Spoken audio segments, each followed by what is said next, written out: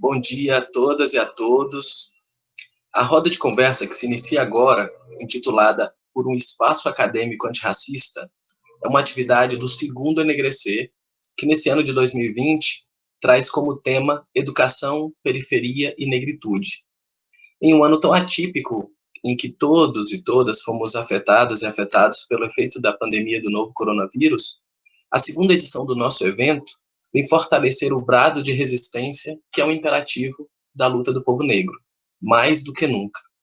O segundo Enegrecer é uma iniciativa do Núcleo de Estudos Afro-Brasileiros Indígenas, o NEABI, do campus São Sebastião, grupo coordenado pela professora Jaqueline Coelho, que surge justamente para trabalhar pela concretização de um espaço acadêmico antirracista.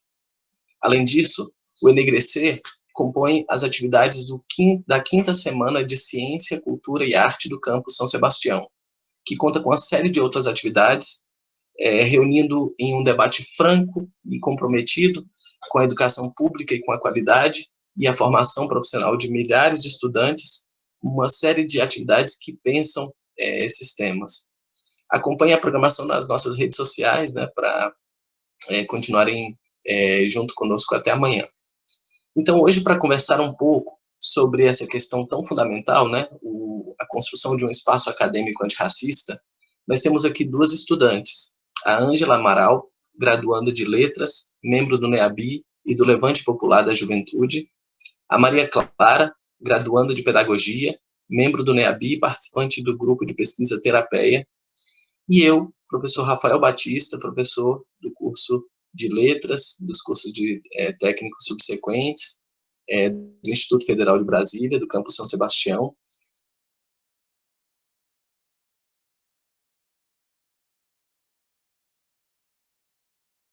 Antes de iniciar esse bate-papo, com perguntas, com comentários, eu tenho alguns avisos importantes, né? O link da lista de presença será postado no chat, após a fala dos palestrantes, mais ou menos ali, faltando uns 20 minutos para o final dessa conversa. E vocês podem postar comentários e questões no chat, que ao longo da live nós discutiremos, né? Poderemos debater um pouco mais, né? A ideia é que essa roda seja, de fato, uma conversa muito franca, muito tranquila, sobre um tema que nos é tão caro e que cada vez mais é importante na construção de uma sociedade equânime, igualitária e antirracista.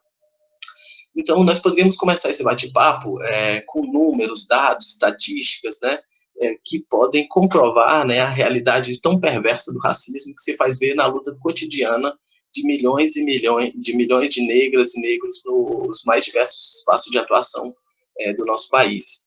Mas mais importante do que tudo isso é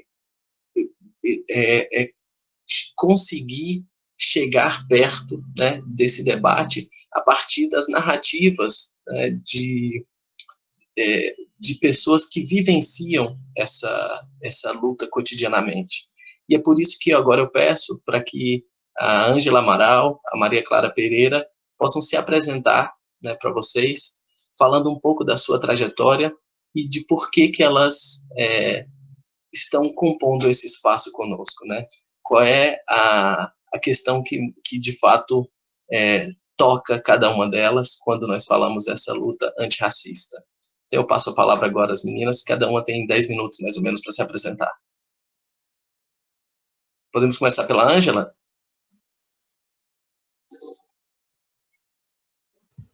Pode sim. Bom dia, gente. Bom dia quem está aqui na sala. Bom dia quem está pelo YouTube. Como o professor me apresentou, eu sou a Ângela, sou estudante de Letras, Língua Portuguesa, aqui pelo campus São Sebastião. Faço parte hoje do NEABI, né, o Núcleo de Estudos Afro-Brasileiros e Indígenas, e sou militante do Levante Popular da Juventude, que é um movimento social que atua aí nas frentes estudantis, territoriais e camponesas. E aí é muito interessante, né, pensar que hoje a gente tá num dia tão especial, apesar de não cultuar e viver o candomblé, né? Mas eu acho que o Enegrecer, ele veio num dia assim muito especial, que é dia de Ansan, sincretizado em Santa Bárbara, né? Que é um dia muito significativo. Pensar nessa ancestralidade que o candomblé e que Ansan traz para nós, povo negro, e pensar em toda a história que foi construída. E aí eu acho que o que me move aqui hoje, né, pensar nesse meu percurso acadêmico. E aí eu penso muito no que consegui escrever, né, numa disciplina que eu cursei semestre passado, sobre o que eu vivenciei até hoje na licenciatura, para pensar, até hoje, tanto na licenciatura quanto na educação básica, né, que influencia, que vai influenciar na minha vida acadêmica enquanto professora, e para pensar nesse ambiente de forma antirracista, né? Porque a gente apenas falar que o ambiente ele precisa ser contra o racismo, a gente precisa mais que isso, né? A gente precisa pautar o antirracismo.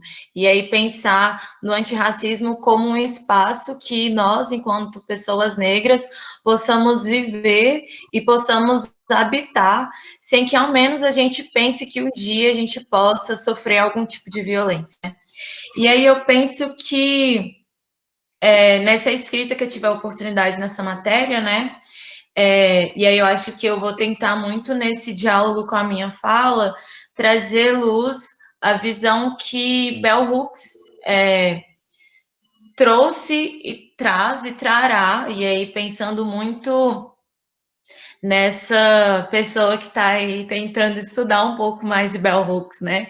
Iniciando aí os estudos dessa mulher que é grandiosa, que ainda nos deixa tantos ensinamentos, né? Pensar nessa teórica negra, afro-americana, enquanto uma mulher viva, né? E que a gente ainda tem a oportunidade de pensar que ela pode nos deixar tantos escritos. E aí, hoje, o que me move, eu acho que é pensar não só o IFB, né? E aí, pensar que eu estou beirando a reta final e, ao mesmo tempo, não, né? Nessa corrida acadêmica, mas que pensando que a gente precisa deixar algo também dentro do IFB para que possa florescer nesses espaços, e aí em espaços acadêmicos que escreve, que fale sobre nós, né? E aí, mas que, para além disso, né, eu acho que enquanto eu almejar seguir essa carreira aí de docente, de pesquisadora, é a partir dos meus escritos e da minha prática, da minha vivência, que eu vou conseguir pautar esse ambiente acadêmico antirracista, né? E aí eu acho que também me coloco aqui como um aprendiz. E aí, aprendiz para escutar a Maria Clara, o professor Rafael, os comentários que estão por vir no chat, apesar de ser o ambiente virtual, né? E aí, um ditado assim que o virtual não é virtuoso, mas que a gente faça, né?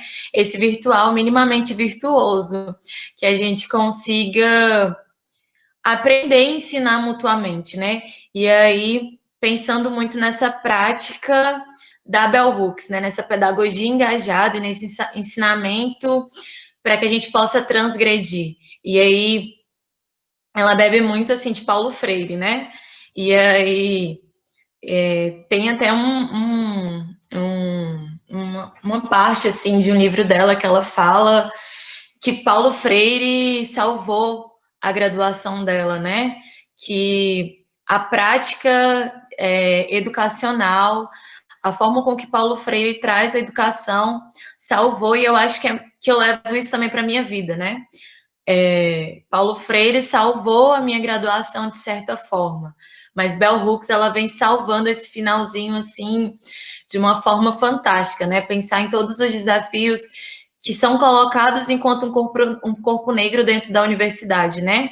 E que eu tento aí, venho tentar pensar que Bell Hooks tem muito a me ensinar enquanto docente, ensinar enquanto uma pedagogia. E que ela não só salvou, mas ela abriu caminhos e abriu oportunidades para que eu possa pensar nesse ambiente que eu quero que os meus alunos tenham e que eu quero que os próximos que venham a estudar tenham, que a gente consiga pensar em espaços que a gente olhe para as pessoas que estão ao nosso redor e nos enxergue, né? E aí pensar também quantos professores a gente já olhou assim e se enxergou, né? Quantas pessoas em sala de aula a gente conseguiu olhar e se enxergar, né? E aí enxergar enquanto inspiração, enxergar enquanto exemplo, enxergar como reflexo mesmo desse espelho que tanto nos move, né? E aí no campus eu tive muitos exemplos, apesar de ter quadro de professores majoritariamente ainda brancos, a gente tem uma quantidade de professores negros dentro do campus que a gente consegue olhar e vê-los como inspiração, né? Olhar para as professoras também e vê-las como inspiração. E aí eu fiquei muito pensando nisso, assim, como arquitetar a minha fala para pensar nesse ambiente que eu estou inserida, apesar de agora não fisicamente, mas que mesmo nesses moldes, por conta da pandemia virtualmente, eles são reflexos e são e como que acabam atravessando diretamente as nossas vidas, né? E aí, pensando no tato que esses professores negros têm com a gente, de levar em consideração a vivência que a gente leva para a sala de aula, o diálogo que a gente tem, né? Pensando até nessa ética ou nessa etiqueta social que a Bell Hooks coloca, né? Nesses valores burgueses que são implementados dentro de sala de aula, mas pensar nesse ambiente, né? Em quantos professores negros a gente tem, quais matérias a gente tem que fala sobre nós, que fala sobre a nossa literatura, que fala sobre as nossas vivências, e aí até citando, assim, pedindo licença para citar, uma oficina que eu participei da UNB, né, que foi produzida por uma assistente social, a Luísa Carvalho, que é tempo de falar por nós mesmos, e ela traz essa menção a Beatriz Nascimento, né, de que e a Conceição Evaristo e tantas outras teóricas, que é tempo da gente falar sobre nós mesmos, escrever sobre nós mesmos. E aí, como que isso reflete a nossa vivência aí, falando como estudante de letras, né? Essa literatura negra, o quanto a gente está produzindo dentro da academia, que reflete sobre as nossas vivências, né? O quanto a gente está lendo dentro da academia e fora dela, que reflete sobre as nossas vivências, sobre as nossas vidas, sobre as nossas culturas. Quantos livros de autoras negras e autores negros a gente leu, quantos autores e autoras negras a gente conhece, se a gente já olhou a nossa grade curricular, né, os nossos componentes curriculares, quantos autores negros estão inseridos, quantas matérias a gente tem para falar sobre a nossa cultura, né? E aí pensar nessa cultura e nessa literatura negra, como Conceição Evaristo traz, assim, de pensar nesse espaço passível de reconstrução e de revelação dessa memória que torna o corpo negro e as suas linguagens, as suas culturas dentro dessa literatura. Pensar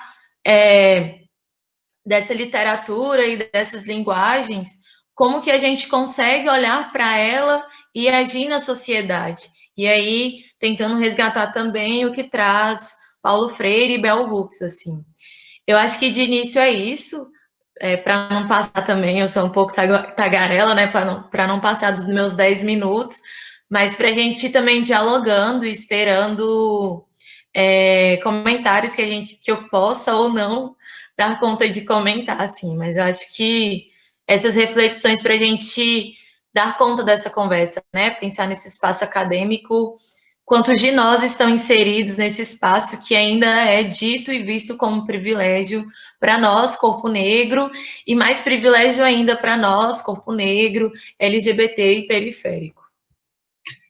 Obrigado, Ângela. Você certamente já trouxe um sem número de questões aí interessantíssimas e que são o cerne do nosso debate, né? Eu vou passar então para Maria Clara, para que ela possa se apresentar também. Por favor, Maria Clara.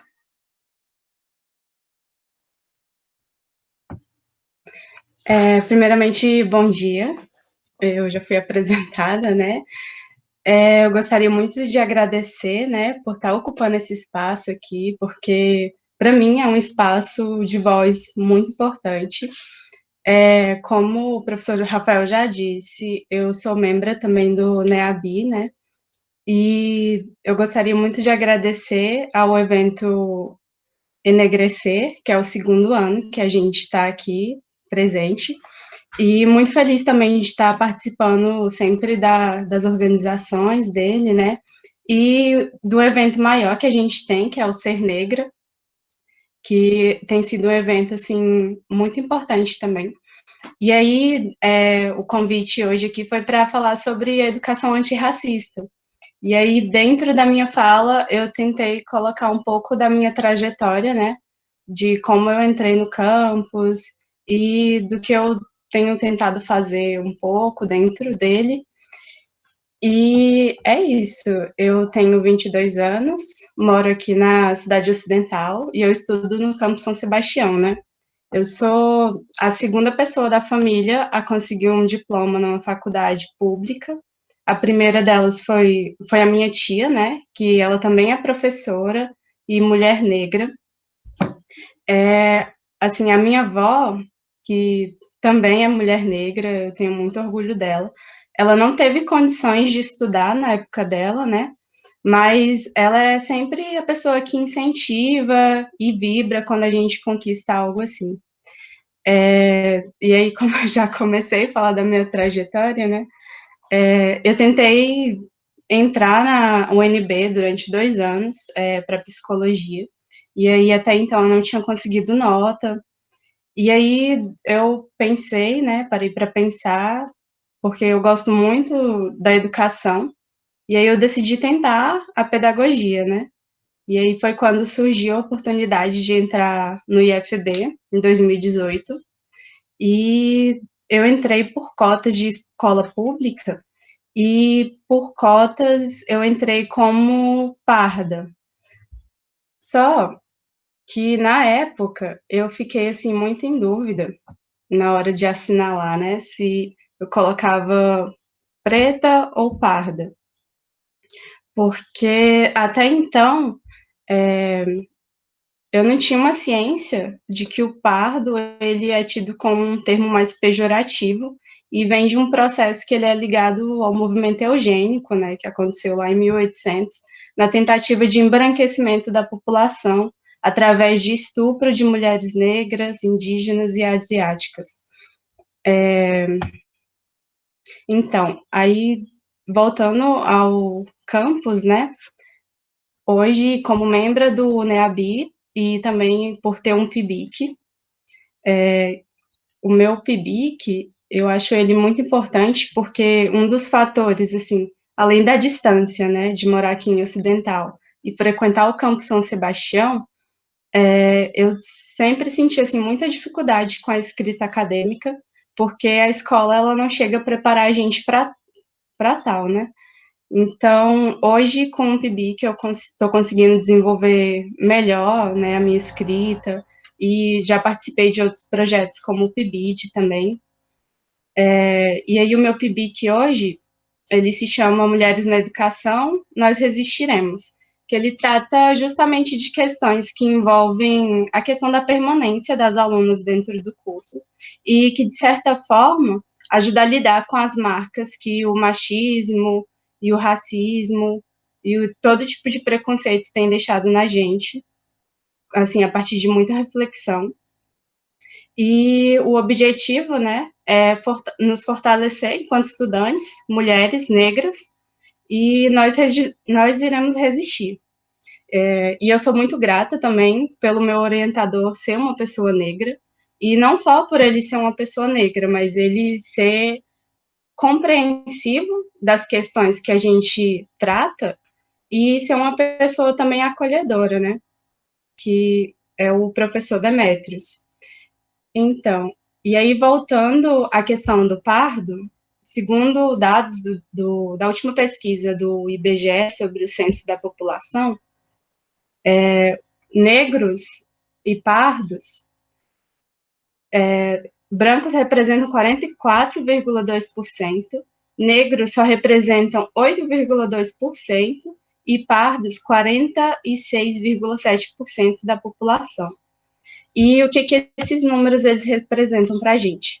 Eles representam uma tentativa de esquecimento histórico, porque se você não dá aos seus alunos uma educação esclarecedora dos fatos, de um ponto de vista crítico, que não tem um reconhecimento das suas origens, que não consegue enxergar a sua própria posição dentro da sociedade, e que as injustiças elas acontecem não por falta de sorte, mas porque assim tem todo um sistema limitador machista, sexista, racista, e que ligado ao modelo capitalista, eles conseguem manter o nosso famoso status quo, né, oprimindo e subjugando aqueles que não têm acesso a uma educação crítica, social e, por fim, antirracista.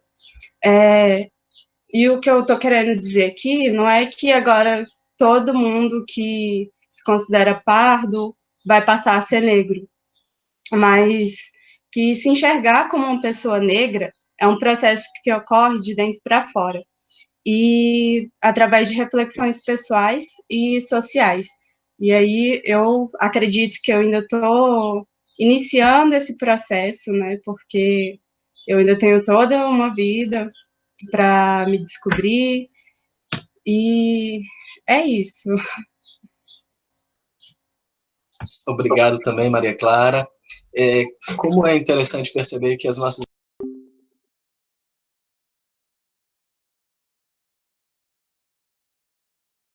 paradigma construído a partir de uma lógica perversa, né? Uma lógica extremamente cruel, né? Eu também sou o segundo a ter um diploma de graduação na minha família. Eu também vivi um processo, né? Estou vivendo um processo de reconhecimento, né, da minha negritude, que é um processo longo e penoso, né? Quer dizer, poucas pessoas têm o privilégio de ter o reconhecimento dessa identidade muito cedo, né? E ter a compreensão de tudo que envolve, né? Eu lembro que quando eu comecei a compreender isso, né, e a ter esse tipo de esclarecimento, foi necessário também rever um pouco o meu passado, né? E aí entender como aqueles muitos nãos, aqueles olhares piedosos, né, aqueles comportamentos enviesados, no fim das contas revelavam uma estrutura racista que eu não percebia, ou que de repente eu legava a minha condição de pobreza, simplesmente, né?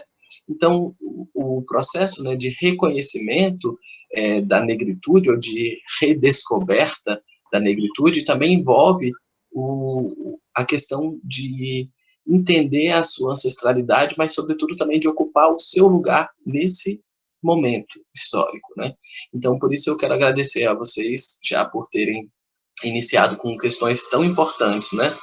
E aí, só uma questão para que nós possamos dar continuidade aqui, é o seguinte, né? Antes, talvez, né, embora essa conversa esteja focada na academia como um ambiente antirracista, na verdade, esse debate deveria ser antecedido sobre uma conversa sobre o racismo no ambiente escolar como um todo, né? Na educação como um todo.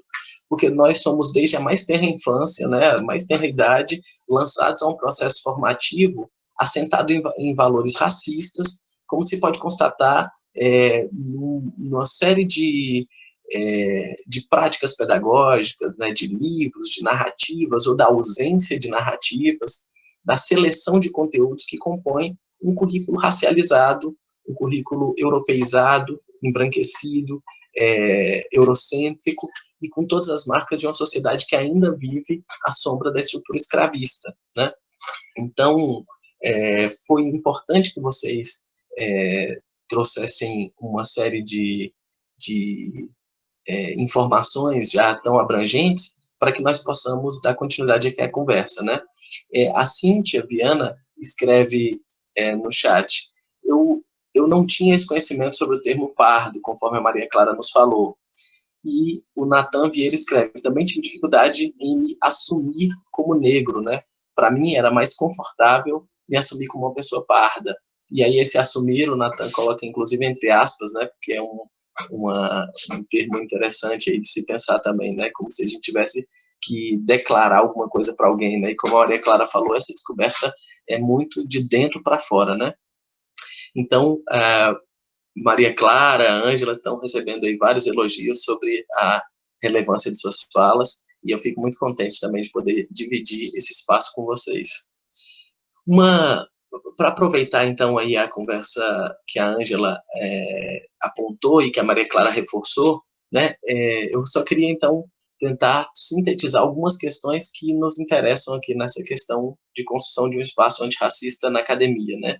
Que é isso, né? Qual é o percentual de autores e autoras negras que aparecem nos planos de ensino, né, das disciplinas? Qual é o percentual de disciplinas que tratam dessas questões? Isso tem muito a ver com o que a gente vai chamar de epistemicídio negro, né?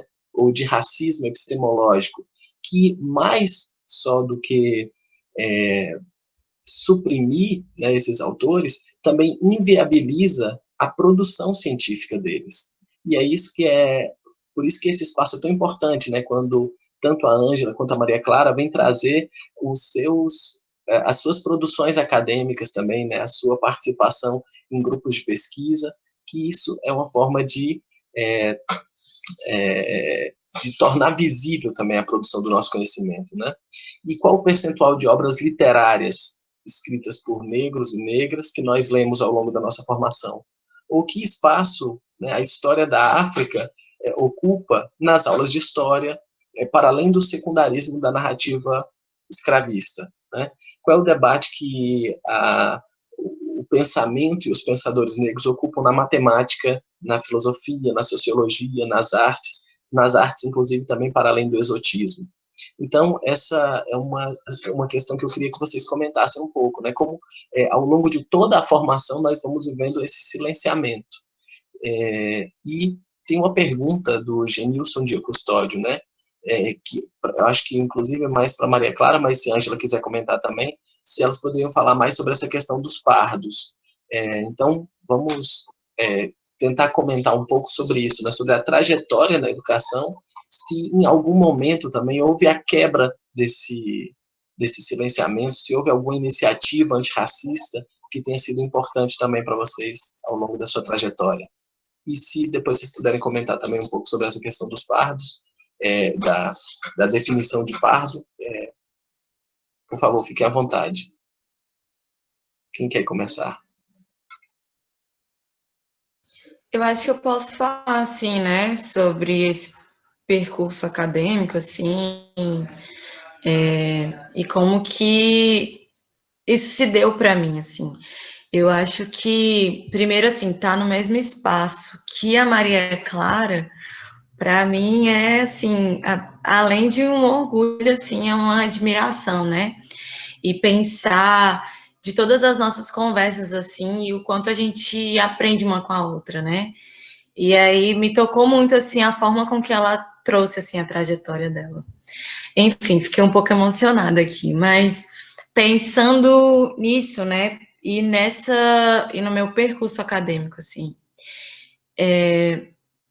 fatos que eu destaco, assim,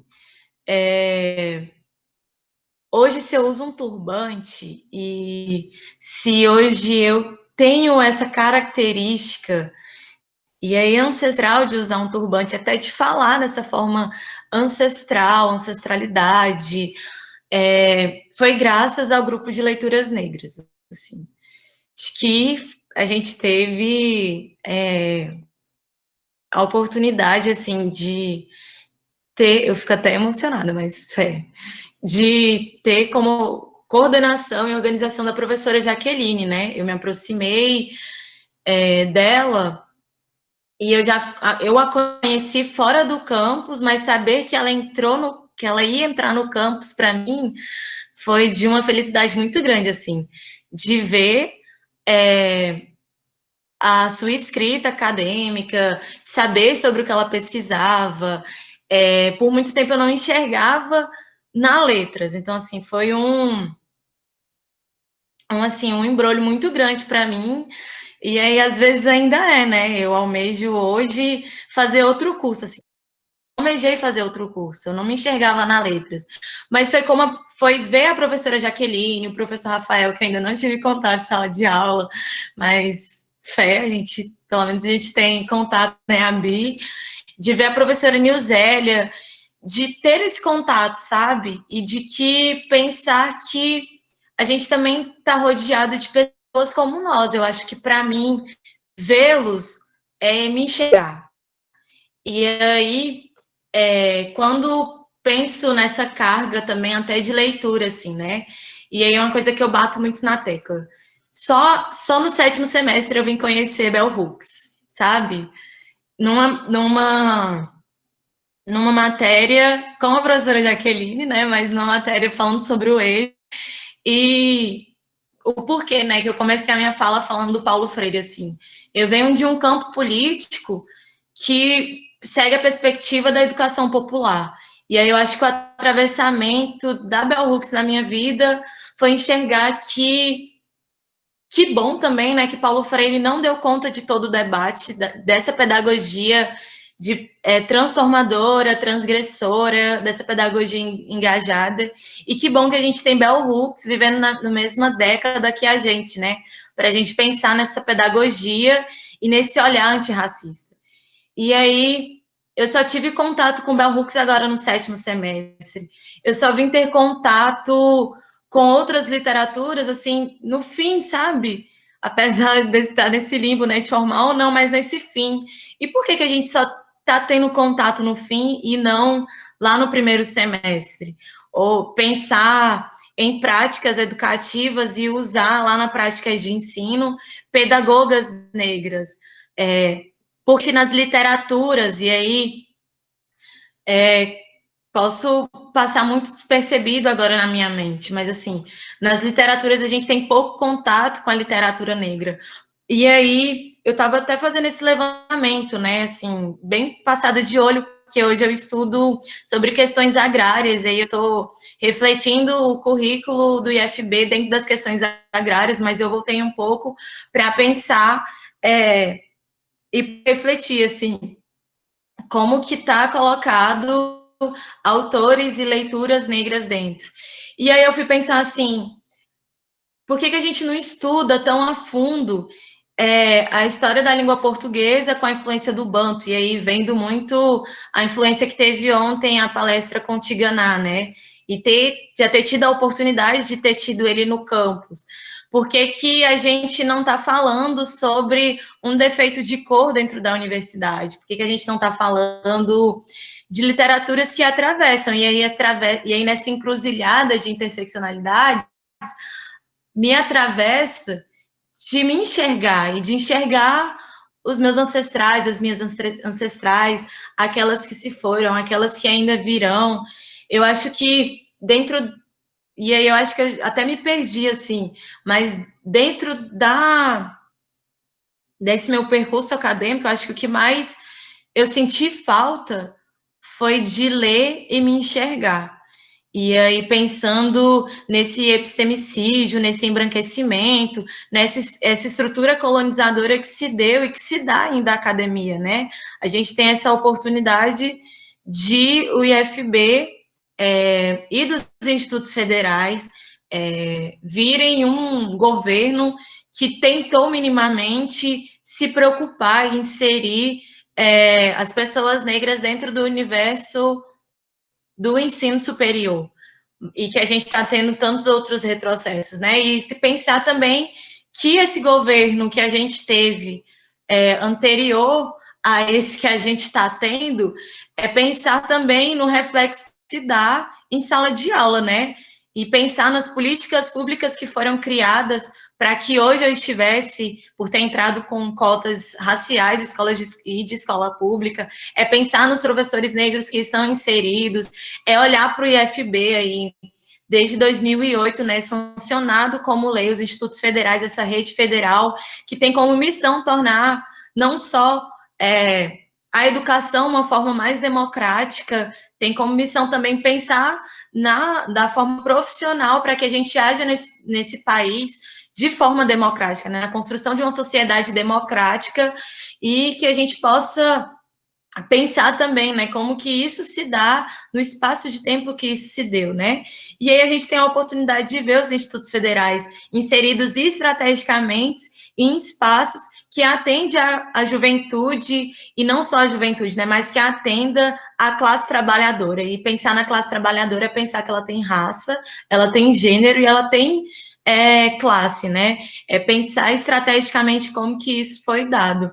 Então, acho que eu senti falta disso, mas que hoje, nesse meu percurso já de final aí, eu tô tendo a oportunidade, né, de conviver com professores que eu olho e que eu me enxergo, de olhar para as literaturas e me enxergar nas literaturas, né, que foi oportunizado pelo Grupo de Leituras Negras, pelo NEABI, né, no espaço de formação interna, lendo Racismo Estrutural, do Silvio Almeida, e de todas as influências que a gente consegue dar de referência para o outro, né? Tô lendo aí Torto Arado, que foi indicado e premiado agora no Prêmio Jabuti. Enfim, eu acho que eu me embolei muito, que eu me emociono falar dessa minha trajetória e de pensar o quanto eu fui atravessada de coisas ruins, mas o quanto eu também fui atravessada de coisas boas, né? Dentro dessa encruzilhada toda que foi o meu percurso de IFB e que está sendo meu percurso de IFB. Muito obrigado, Ângela. E mais do que ter contato nesse finalzinho, né, com essa produção toda que tem transformado o seu olhar, é importante salientar também o quanto você também já está dando suas contribuições, né? Esse espaço aqui é uma prova, né, de que nós estamos construindo, né, de alguma forma, esse espaço antirracista de forma efetiva, comprometida e com muita seriedade.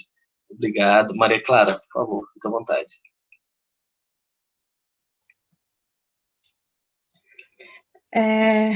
Então, e aí, voltando à pergunta do Pardo, qual foi mesmo?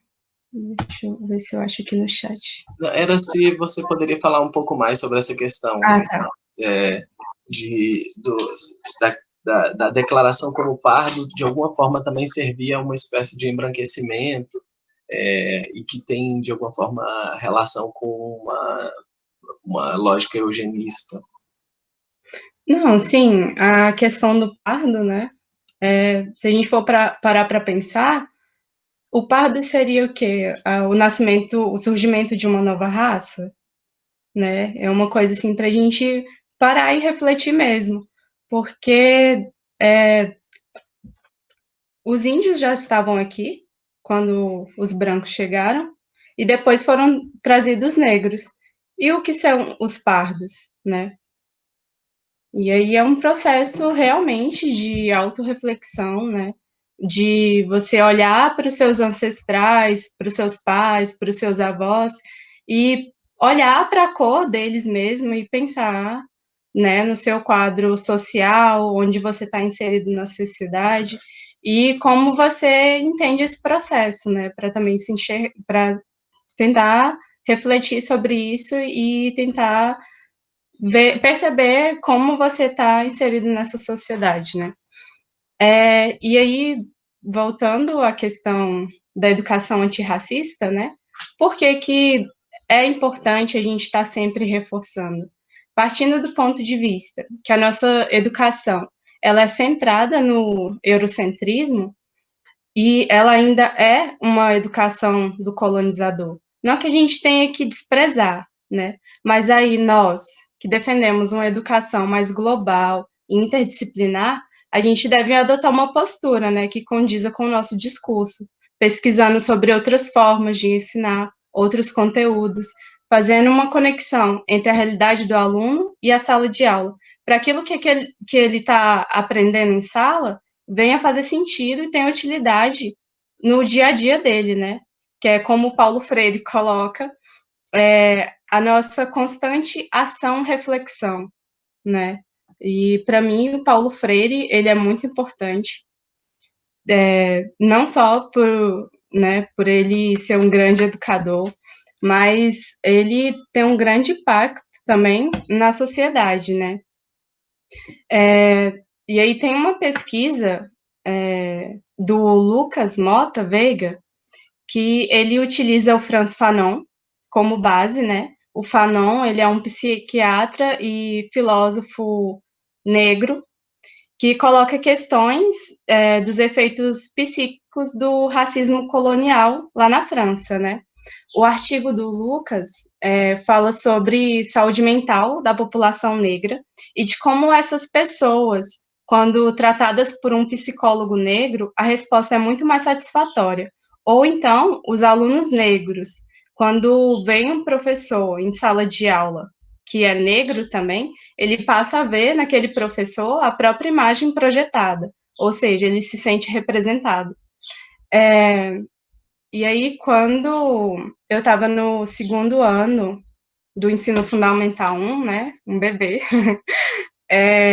eu lembro que eu tinha uma professora e o apelido dela era Tia Veinha, porque ela já era uma senhorinha, né, e ela era negra, assim, super acolhedora, super feliz, e ela que me alfabetizou, né? E para mim foi muito importante porque eu olhava para ela e eu conseguia me ver, né, nela, ver a minha imagem projetada nela e ao mesmo tempo eu me sentia bem, me sentia acolhida, porque ela era de uma cor aproximada à minha, por exemplo.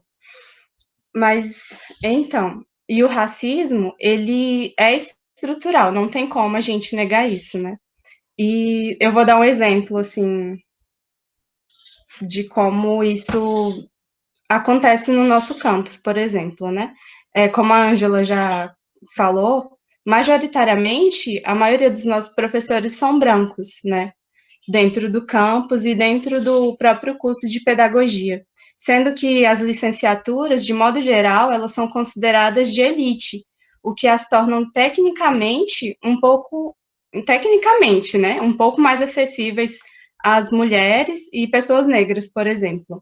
Mas quem teria tempo de estudar e condições de passar no concurso público é quem dispõe dos meios para tal, né? Quem tem tempo de estar estudando, quem tem tempo de acessar um material melhor, ou se dedicar mais e não tem uma rotina tão corrida. Então, sim, a gente tem um problema estrutural. Uma pesquisa recente de 2018 relata que só 16% dos professores universitários são negros. Então, tipo, é um número muito alarmante, né? 20% possuem mestrado e 17,6% possuem um doutorado, né?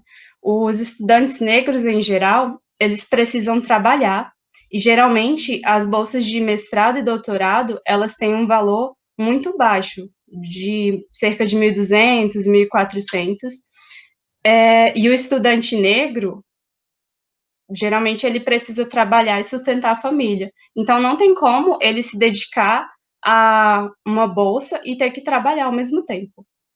E aí, voltando ao caso, né, que as licenciaturas, elas não são tão valorizadas, assim como a educação, de modo geral, no nosso país, ela também não é valorizada, né. E, por exemplo, o programa de mestrado em educação profissional da UNB, ele apresenta a nota 3, que é considerada uma nota baixíssima, né? E o que torna ele um programa, não torna ele, na verdade, um programa de excelência. Então, isso faz com que a quantidade de bolsas diminua e aí inviabiliza, né, as pessoas que estão querendo um mestrado nessa área e querem dar continuidade aos estudos. E aí, retomando a minha fala, que eu falei que as pessoas negras, muitas vezes, elas sofrem, não é por falta de sorte, né? Geralmente eu chego num lugar, eu costumo fazer um teste do pescoço, principalmente quando eu vou para uma entrevista de emprego ou estágio. E eu lembro, assim, que, tipo, antes de ter um contato com essa educação mais antirracista, né, eu ficava muito triste, porque eu achava que era porque, tipo, eu não era selecionada, né, por falta de capacidade, ou porque eu não era boa o suficiente para estar ocupando aquele espaço.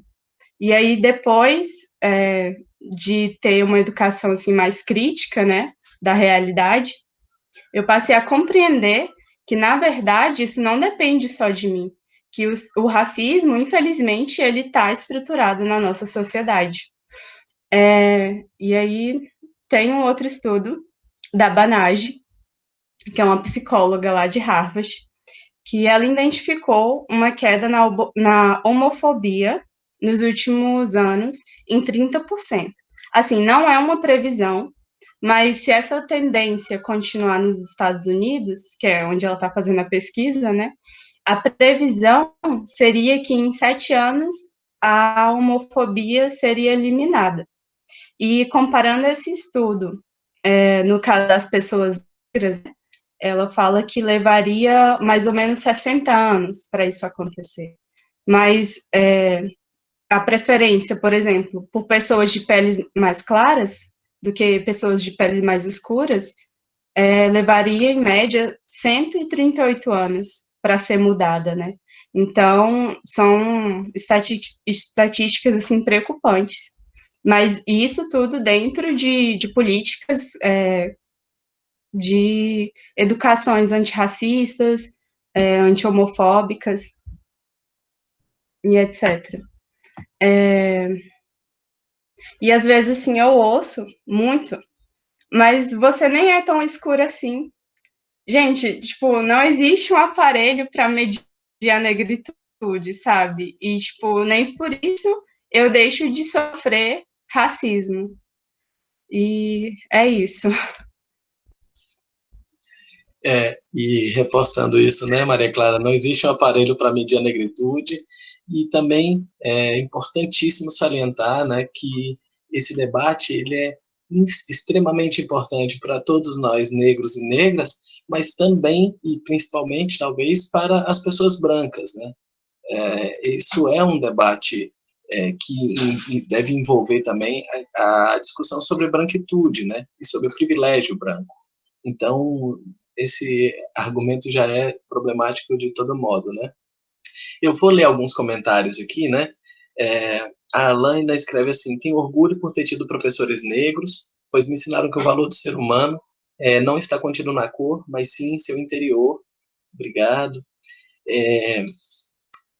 Também tem outro comentário dizendo: também tive bastante dificuldade, minha família é toda negra, nasci mais clara e sempre me identifiquei como parda, porque eu ouvia que eu era branca demais para ser negra e escura demais para ser branca. O professor Robson Caldas, né, diretor do nosso campus, também escreve: na minha formação, do ensino fundamental até o doutorado, conto nos dedos de uma mão o número de educadores negros que tive. Nosso campus é muito rico por ter tantos professores e futuros professores negros. E isso é uma mostra muito clara, né, de que o esforço para chegar a esse espaço de atuação, ele esbarra muitas vezes nas limitações impostas pelo racismo, né? Quer dizer, nós precisamos driblar uma série de outros obstáculos que não são impostos às pessoas brancas, né? O professor Demetrios escreve: a falta de tradução da autobiografia de Bakwaqa, africano escravizado no Brasil que conseguiu sua liberdade, ilustra o desinvestimento em autores negros. Também temos um comentário da professora Carolina Mendes que diz: dá um alento perceber a quantidade de estudantes negras e negros que temos hoje no campus e que são a próxima geração de professores que estarão em sala inspirando outros estudantes. A Maria Daniela Montezuma diz: passei uma vida inteira sendo discriminada por ser parda, sempre me escondendo da minha cor. Foi no IFB que consegui me aceitar. E também, para finalizar esse primeiro momento, o professor Marco Antônio, grande professor da Secretaria de Educação, que trabalha questões raciais há bastante tempo, né, e é um professor engajado nessa luta antirracista, diz: dentre tantos desafios de trabalhar a pauta negra nas escolas, ainda temos que enfrentar absurdamente a resistência de muitos professores para trabalhar o tema, né? Então, algumas questões que essa conversa tem nos mostrado é isso, né? A importância que nós temos como professores ou como professores em formação, né? Já que muito dessa descoberta ou desse reconhecimento da negritude se dá no processo de formação, né? No processo de uma formação que seja comprometida com essas questões.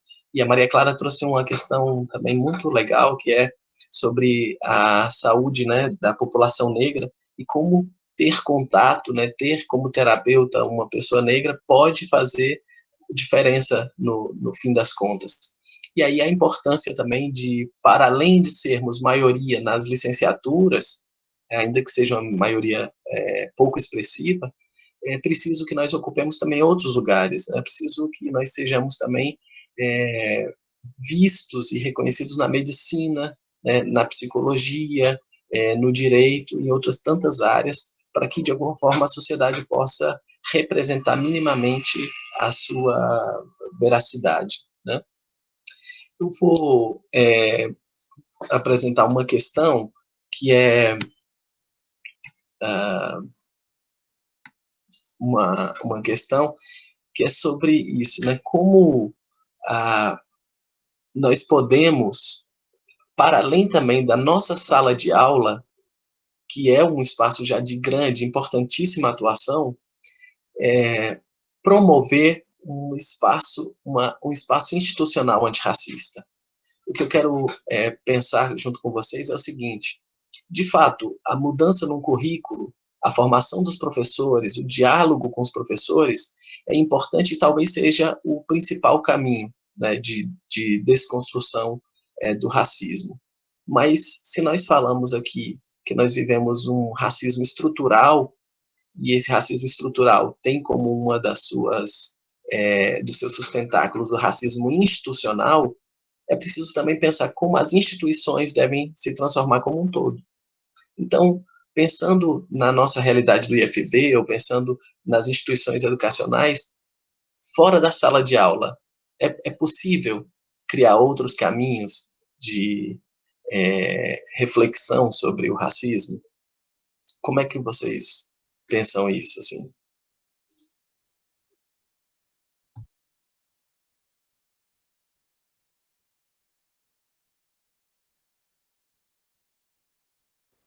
Entendi que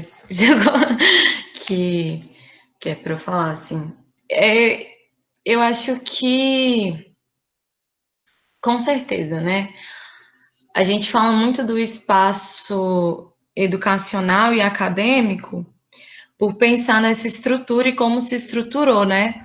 Mas pensar no institucional é também pensar, ao meu ver, na nossa inserção, assim, sabe? Não sei se faço por entender, mas pensar, eu acho que tem toda uma estrutura, assim, né? Pensar de como que foi se baseando a, essa estrutura racista, né? E como foi nos expulsando desses espaços. Para mim, pensar nessa estrutura institucional é pensar na nossa inserção nesses espaços, assim. E aí eu fico, às vezes, até me questionando se só a inserção garante isso, né? Mas aí eu também trago para reflexão, porque, ao meu ver, só inserir não basta. A gente precisa ir pelas raízes, né? E pensar qual é a raiz desse problema, né? Onde que está estruturado esse problema institucional. E aí, eu particularmente hoje penso nesse âmbito institucional e até fora assim do espaço acadêmico. Hoje eu penso numa forma organizada e coletiva, né? E aí penso muito, e aí pode ser por estar inserida nesse espaço, né? De militância, que hoje para a gente vencer ou não vencer, né? Mas para a gente destruir essa estrutura é preciso pensar numa outra estrutura de sociedade. E aí vislumbrar qual a estrutura de sociedade que a gente quer, né? E aí, a minha fala ela vem muito desse campo político que eu faço parte, né? Pensar nesses meios de destruir esse racismo institucional, né? Pensar numa nova sociedade. E aí hoje eu fico pensando que para a gente mudar essa estrutura, a gente precisa vislumbrar uma nova sociedade, mas que a gente precisa vislumbrar coletivamente, né? Não é individual que a gente vai pensar e não é individual que a gente vai combater. Eu acho que eu me dei uma embolada, assim, pensando em como que eu poderia amarrar isso, né? Mas que, para mim, pensar institucional está relativo a gente pensar numa nova forma de sociedade, uma forma de sociedade que nos cabe, né? E que a saída, para mim, ela é coletiva e de luta. E aí, além de se inserir, é lutar para que outros se insiram, né? Pensar que não existe um topo também.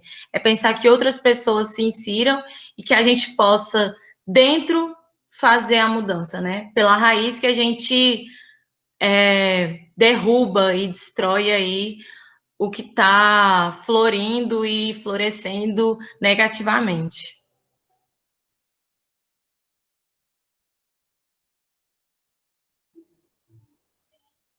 Maria Clara. Então, pensar no ambiente fora do educacional, né, é meio que não tem como desvincular, porque a educação ela tem sido a base de tudo, né? Então, você moldando a educação, uma boa educação, na verdade, né? Você, aos poucos, você vai mudando a sociedade. E hoje a gente está vendo, né, a força que o movimento negro tem, a força que os outros movimentos, como o Levante, por exemplo, tem, né, dentro das comunidades. Eu faço parte do Levante também. Eu só não sou tão militante como a Ângela. Mas é sempre importante a gente estar acompanhando também esses movimentos, né? E assim, a gente quebrando esses preconceitos dentro dos ambientes também que a gente está inserido, né? Dentro da família, dentro dos ciclos sociais que a gente participa, porque às vezes a gente ouve assim, por exemplo, o preconceito vem do próprio negro. E, assim, é absurdo, gente.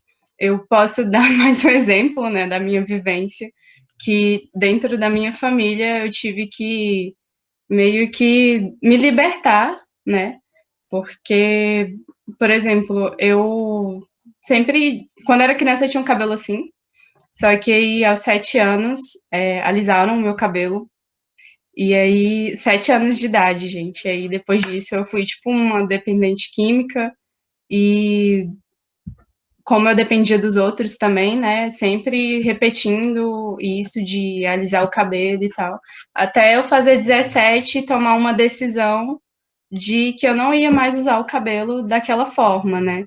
Então eu tive que sair desse ciclo vicioso, né, e que às vezes até a minha própria família me impôs, não, porque o seu cabelo cacheado é muito feio, você tem que usar o cabelo liso, porque você fica e dá muito trabalho. Só que eu amo meu cabelo assim. E é isso, né? A gente ir fazendo aos poucos também. E a corrida das lutas. E é isso. Nos fortalecer. Exatamente. E é isso, né? Se nós pensamos, né, a partir dessa compreensão de um racismo institucionalizado, e pensando aqui, claro, no nosso espaço, que é o ambiente escolar, e tão diverso como o IFB, né, que oferece ensino superior, ensino médio integrado, cursos técnicos. Então, eu acho que nós precisamos também pensar além, claro, da transformação que é urgente e necessária da sala de aula, né, das bibliografias, como nós temos apontado aqui, mas encarar isso também como uma transformação, uma transgressão também, né, para pensar aí na Bell Hooks, no ambiente como um todo, né?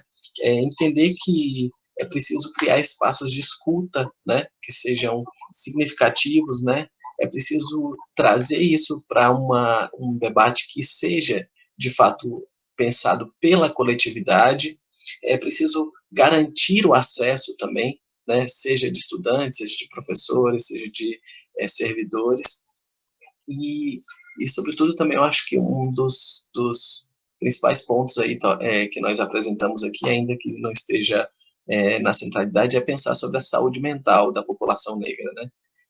Que tem sido a parcela muito mais afetada nesse momento que nós estamos vivendo. Eu vou ler mais alguns comentários, tá? A professora Jaqueline escreveu: como o professor falou, acredito que um dos grandes desafios é incluir autores e autoras negros nas emendas, para além das questões raciais. Autores negros em matemática, física, geografia, perfeito. A professora Silvia, a Silvia, faz uma pergunta aqui para nós três. Eu acho que de alguma forma nós comentamos isso, mas se vocês quiserem depois falar, reforçar um pouco mais, a Maria Clara foi muito pontual nessa questão, que é: vocês já sofreram racismo? Se sim, qual foi a sensação que tiveram? E ela disse que estava sem som, por isso, perdoe se já tiverem falado. Mas eu acho que vale a pena, de repente, trazer um pouco mais sobre isso, né? Eu não conhecia o termo colorismo. Gostaria de entender mais sobre o colorismo no Brasil, se for relevante para a roda. E agradece, está muito bom o debate. A Rosana Fogliato escreve: a sociedade eurocentrista é cruel e devemos lutar para mudar isso. Precisamos nos abrasileirar.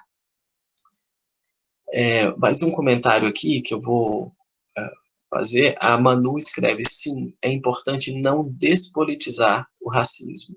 Tá? Só uma informação, gente. O link da lista de presença já está no chat, tá bem? Então, se vocês puderem comentar um pouco mais sobre isso, né, falar um pouco sobre esse racismo cotidiano que já sofreram, e depois eu tomo a palavra novamente. Maria Clara já apontou algumas situações disso, né, pensar a seleção para o trabalho, né, o próprio processo para entrar no IFB, mas se quiser comentar mais, fica à vontade, Maria Clara.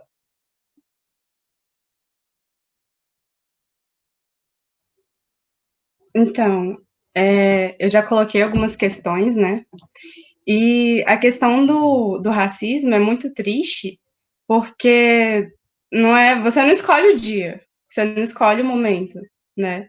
Você não levanta assim e fala: hoje eu vou sofrer racismo e eu estou preparada para isso. Não são situações assim que realmente mexem, né, com a nossa saúde mental. A gente fica triste, a gente se sente oprimido, né? E é um processo assim muito muito difícil, muito complexo.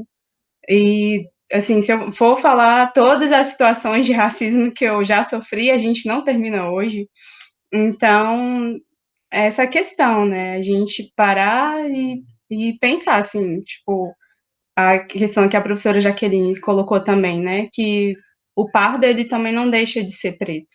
Então, não é porque eu tenho uma pele um pouco mais clara que eu vou sofrer menos com racismo, por exemplo. Se a Ângela quiser falar mais um pouco.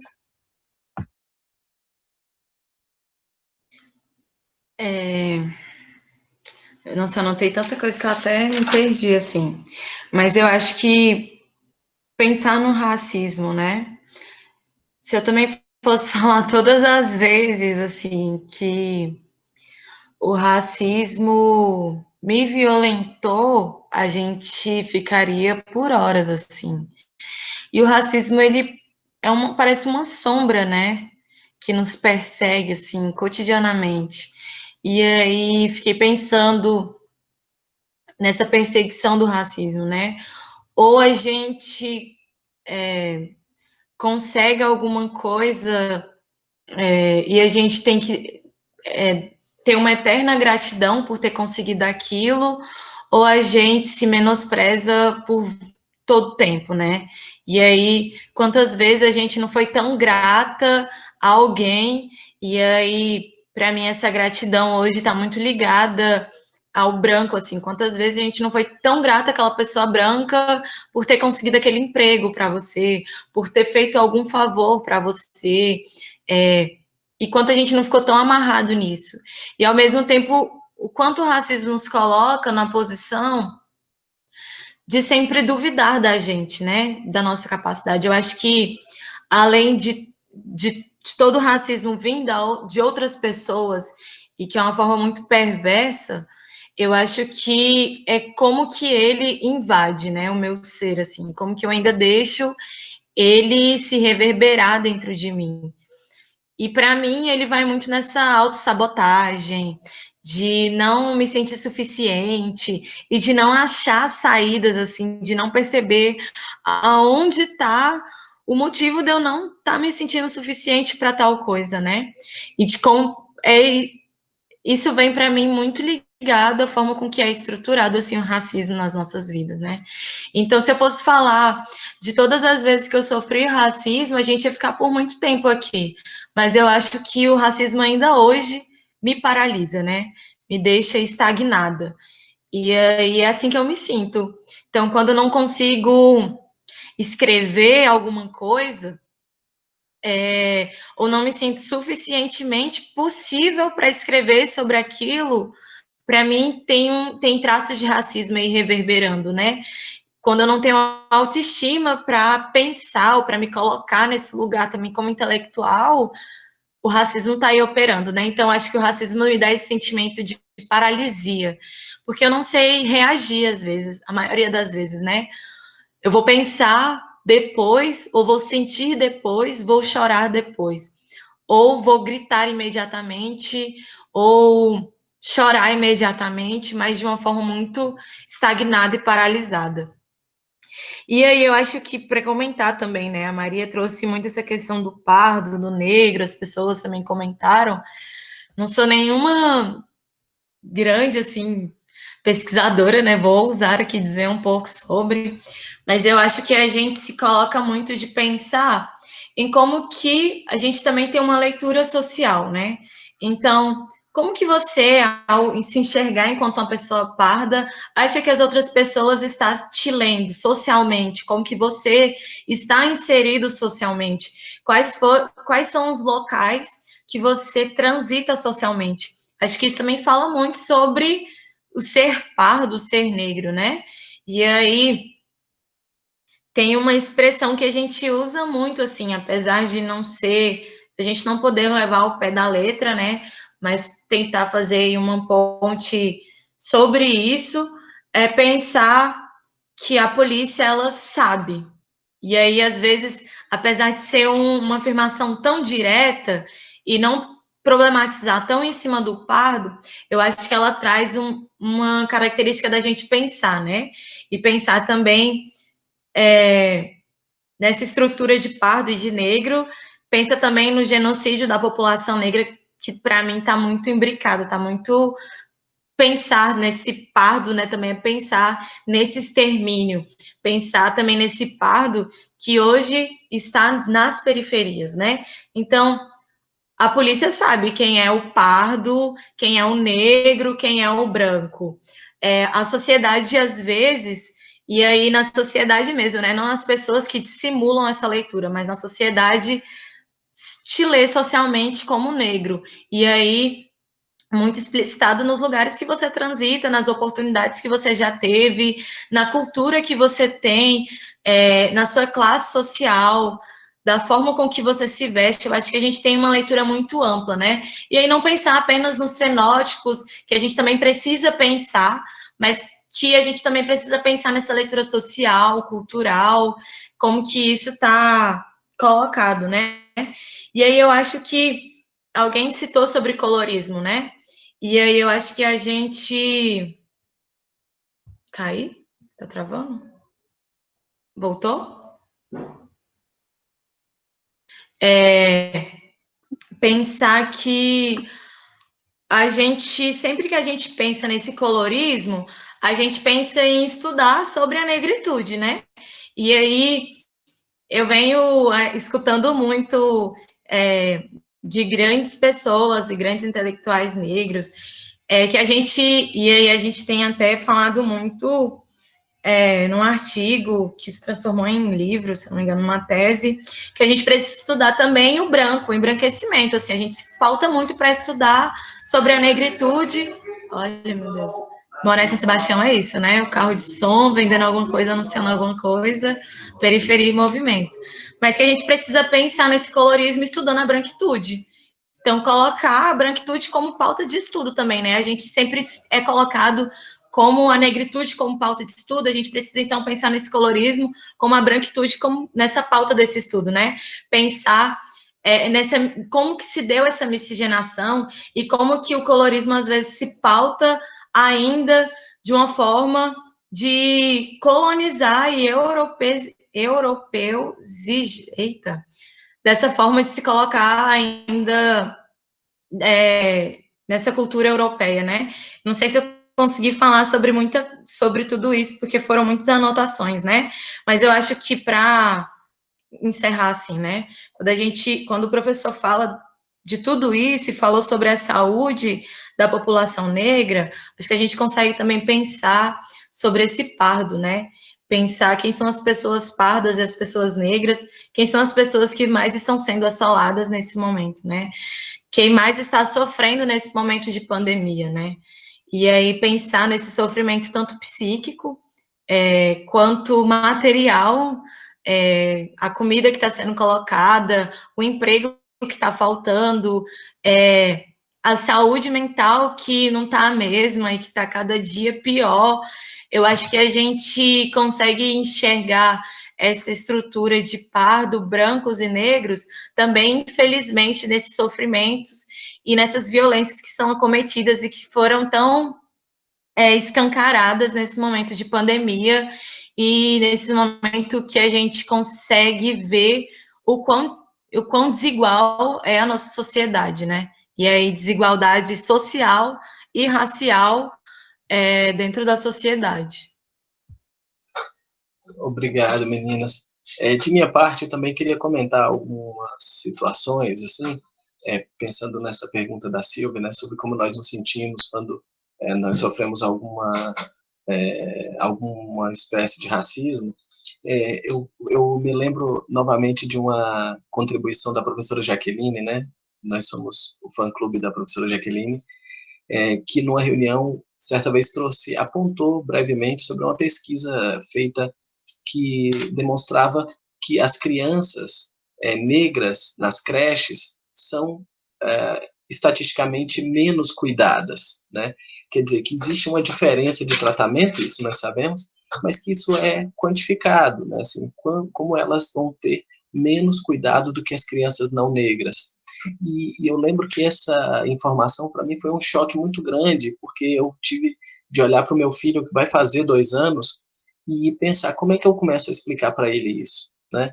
Que na vida, muitas vezes ele vai ser menos cuidado, que ele vai ser preterido. E aí basta olhar no Instagram da escolinha dele lá, né? Quando ele frequentava a escola antes da pandemia. A escola posta um monte de fotinhos das crianças fazendo várias atividades. Ele é um dos poucos negros da escola. E, incrivelmente, era um dos que pouquíssimo aparecia nas fotos. Quer dizer, isso é uma forma de ilustrar didaticamente, né, como as crianças negras elas vão vivendo uma série de limitações e de violências que muitas vezes são naturalizadas no ambiente, né? Uma outra coisa é sobre isso, né? Como nós, quando ocupamos, ingressamos no concurso ou no vestibular, como cotistas, como isso também pesa para todos nós, né? Como muitas vezes isso afeta a nossa autoestima e a gente às vezes se sente culpado por ocupar aquele lugar, como se a gente tivesse o tempo todo que pedir desculpa por ocupar esse lugar. E nós sabemos isso. Quem é que tem o privilégio de fazer terapia para trabalhar essas questões, né? E como as instituições têm tratado isso, né? Que cota não é esmola, que cota não é favor, que cota é uma reparação histórica necessária, importante e muito atrasada no Brasil, inclusive, né? Nós começamos muito tarde isso. E para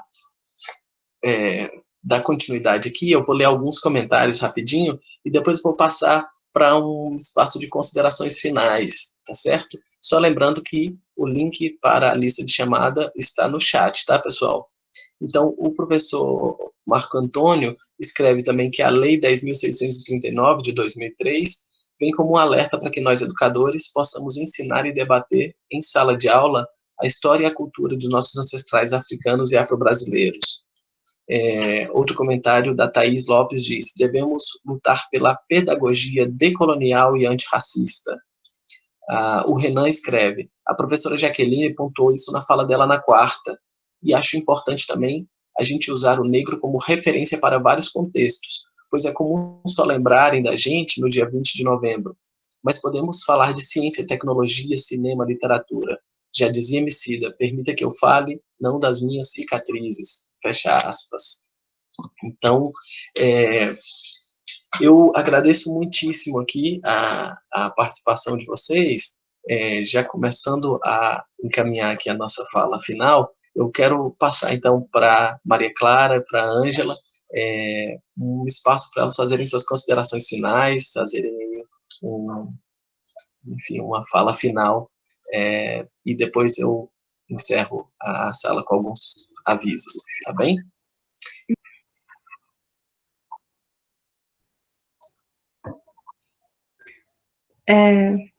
Então, só voltando um pouco à questão do colorismo, né? O colorismo, ele tende a criar tonalidades, né, da cor das peles, e como eu já tinha falado antes no outro comentário, quanto mais escura for a pele, mais preconceito aquela pessoa vai sofrer. E aí, eu lembrei de uma outra situação que eu vivo no meu dia a dia, que é por exemplo, da forma como eu sofro racismo, né? Eu tenho medo de sair de casa sem identidade, por exemplo.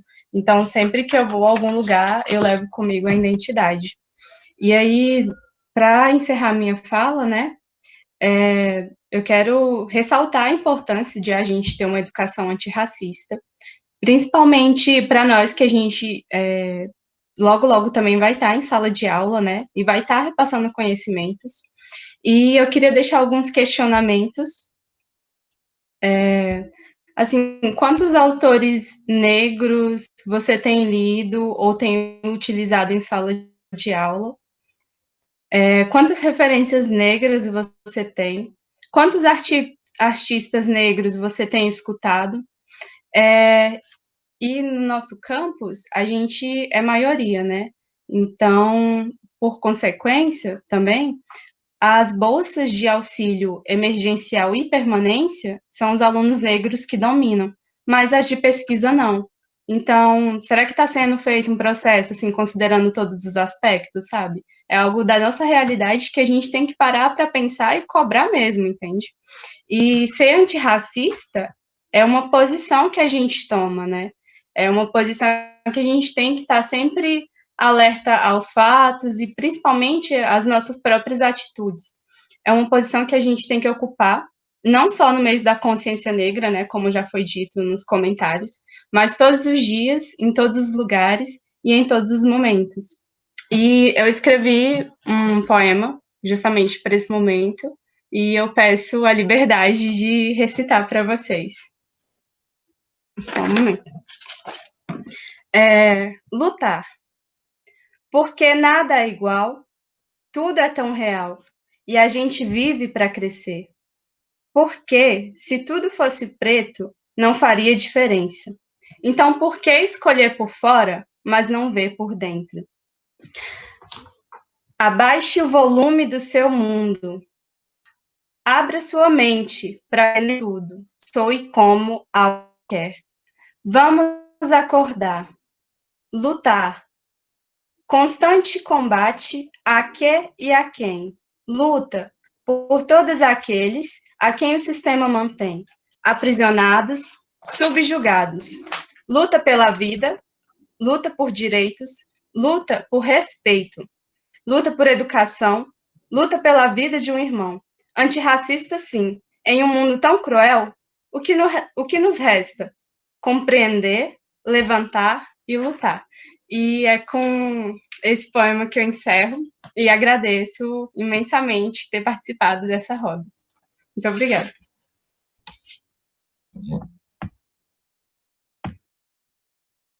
Ai, já tô chorando, né? Vai ser difícil falar alguma coisa. Mas. Ui, calma. Eu acho que, para finalizar, assim, também preparei um textinho aqui, que não é meu, mas é de uma grande mulher que foi, né? E que tem me inspirado muito, que é a Audre Lorde, sobre pesquisar sobre mulher negra, lésbica, mãe, poeta. Mas eu acho que antes disso, assim, é agradecer, né? Agradecer a oportunidade de estar aqui dividindo a mesa com pessoas que a gente admira tanto, né? E que está tão pertinho de nós, assim, que a gente tem a oportunidade de conviver. E aí, eu acho que não agradeci por não. Passou despercebido, não, né? Mas eu estava olhando aqui para a sala, e aí eu agradeci ao Rafael, a Nilzélia, a Jaqueline, por fazerem da minha graduação algo tão significativo, né? Apesar de, no fim, que bom que eu encontrei vocês, né? E aí eu acho que eu quero também trazer outras duas pessoas negras, assim, que fizeram e que fazem todo sentido a minha caminhada no IFB, que é o professor Pedro Couto, né?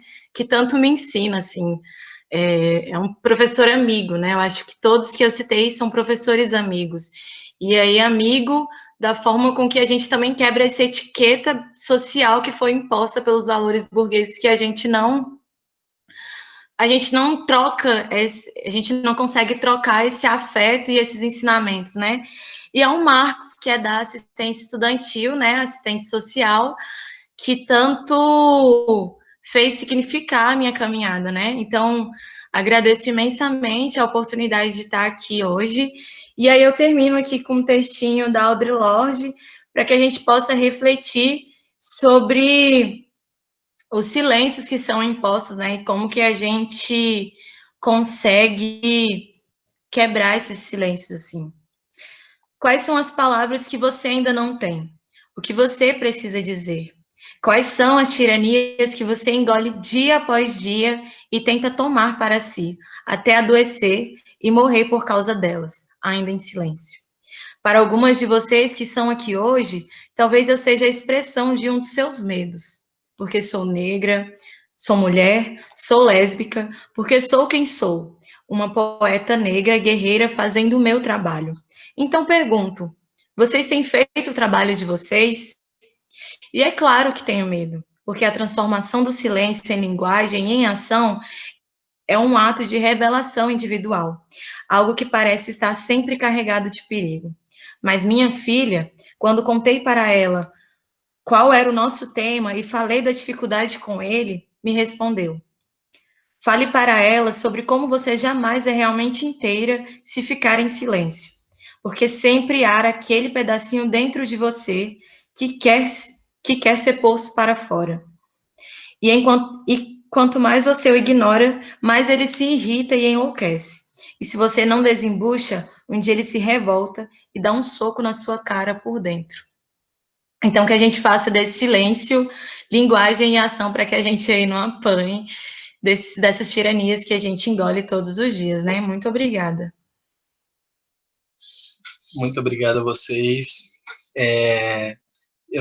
Estou até penalizado em encerrar esse espaço tão rico, tão bonito, mas eu quero, então, finalizar agradecendo, então, a equipe de comunicação do IFB, que dá o suporte para a gente, né, que faz com que nossa fala, nossa voz seja transmitida aí pelo YouTube para muita gente, e, quiçá, né, encontre muitos outros ouvidos aí ao longo do tempo. Quero agradecer especialmente também às professoras Jaqueline, Nilzélia e Carol, dizer do tamanho da minha admiração,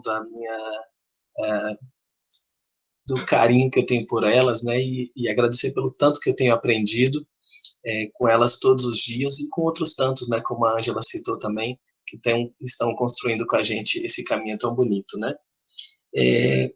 Agradecer, sobretudo, às alunas Maria Clara Pereira, Ângela Costa Amaral, que mais do que estudantes hoje foram grandes mestras para a gente, foram grandes nas suas colocações e que fizeram com que nós refletíssemos sobre tantos temas, né?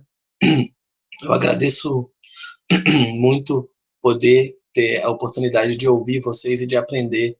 E isso é o que faz com que eu entenda que a minha sala de aula é o meu principal espaço de atuação, né, na luta antirracista, né, porque eu consigo ter contato com pessoas como vocês que sabem, inclusive, exigir a nossa transformação, né, e que nós possamos continuar fazendo isso, exigindo a transformação dessa sociedade, né. Dizer isso, né, eu agradecer a todo mundo que acompanhou aí a nossa live, dizer que nós estamos desejosos já de outros espaços como esse, e para mostrar isso, né, que a nossa conversa aqui é um espaço de produção de conhecimento, é um espaço de troca, de diálogo, mas é também um espaço de produção de beleza, de poesia, né, como vocês viram, e sobretudo, é um passo também na construção dessa sociedade, de uma sociedade que nós sonhamos para a nossa posteridade, né? Então, vou encerrar aqui dizendo isso, né? O meu lema, que só foi reforçado com essa live de hoje, é isso, né? Eu vou aprender a ler para ensinar meus camaradas. Muito obrigado a todas e a todos. Muito bom dia.